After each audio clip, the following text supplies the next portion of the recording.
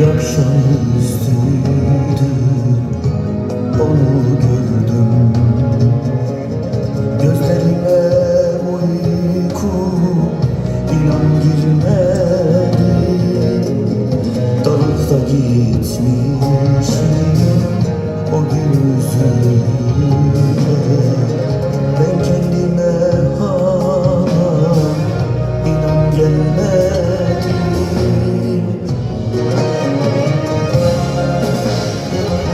Yandım ha yandım, aşkına yandım.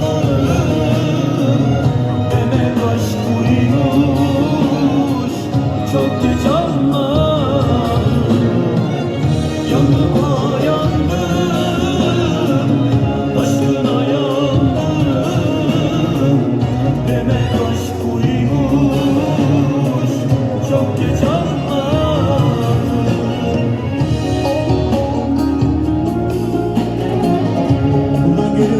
Görebildiklerim Ferit Gençler Başkanımız Aziz Orhan Banas Başkanım orada, Mehmet Özdek Başkanım, eniştemiz Bülent Bey orada.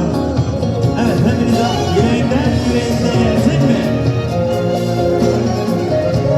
Evet, gene söz besle Halis Topal, ilk defa sizlerle.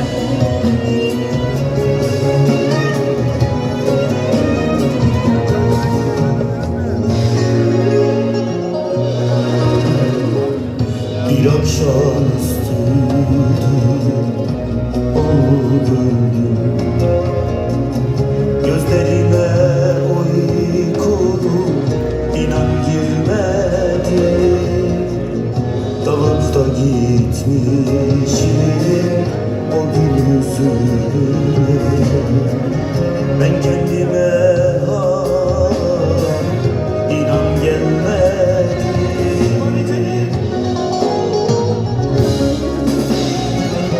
Yandım ha yandım, aşkına yandım.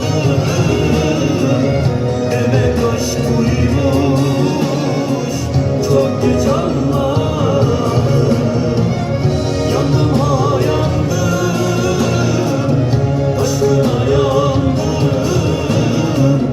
Demek aşk buymuş, çok geç anladım. Nasıl bir aşka düştüm, nasıl? Ne gecem ben ne gündüz. Profesör Doktor Hepile, yüreğimden yüreğinize gelsin. Yandım ha yandım, aşkına yandım.